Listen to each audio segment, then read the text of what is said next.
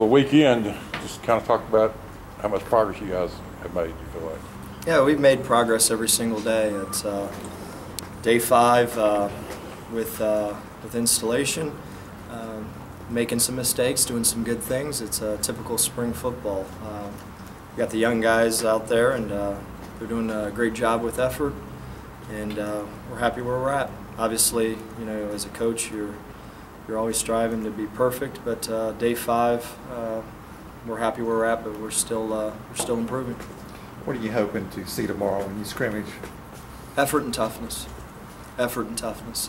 We want to go out and mistakes are going to be made tomorrow. That's not the objective. We want to go out there and play physical, and go out there and play hard with coaches not out there, and get a good evaluation of where we're at in day 6 and see where we need to go for week 2 and week 3. Is Clint back to throwing like the rest of them now? Yes, sir.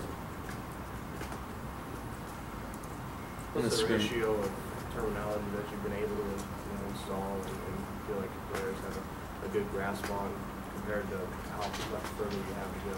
Yeah, we're day 5, and just like I said at the beginning, we put in quite a bit of information with them, and they've done a great job.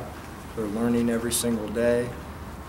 I don't know ratio, what you mean by the ratio part of it, but there's quite a bit of information, new information that they're picking up, and really happy where they're at. And again, we need to improve, but they're picking it up. You put like a percentage on, like say 25% or whatever it may be. I mean, is there any way to quantify that, or 25% of the terminology that you're going to? Oh, I don't know. There's quite a bit of terminology. There might be terminology that we might not get to till next year or 2 years from now. It's I couldn't do that. I wish I could. Sorry. Zeke is a guy who should still be in high school now. How's the adjustment been going for him so far to college and learning a new system too? Yeah, it's anytime that you make that step from being 18 years old and going to basketball games in the wintertime at your high school to all of a sudden you're in an environment that's demanding. We demand that these guys do great academically. We demand that are on time and go to class, and we demand that they do a great job with football and with Coach Yox. And the transition's been good for him. He's been a freshman. He's learned how things are done around here at Auburn, and he's handled himself quite well for such a young guy. How hard is it for a true freshman to get to the point where he can play early in quarterback specifically? Yeah, if you do the history and you look at the history of all the major conferences, there's not too many guys that get that opportunity. And I'll never say never. I said never when I was in Ann Arbor in 2004 that it would never happen, and it did. So the way that I look at those guys is they all develop at different paces. Some guys pick it up in 6 months, some guys pick it up in 2 years, some guys pick it up in their 4th year. Every guy's different, and we'll just every day just try to improve on something and try to get better. How much progress have Kyle and Clint made? Yeah, they've done a good job.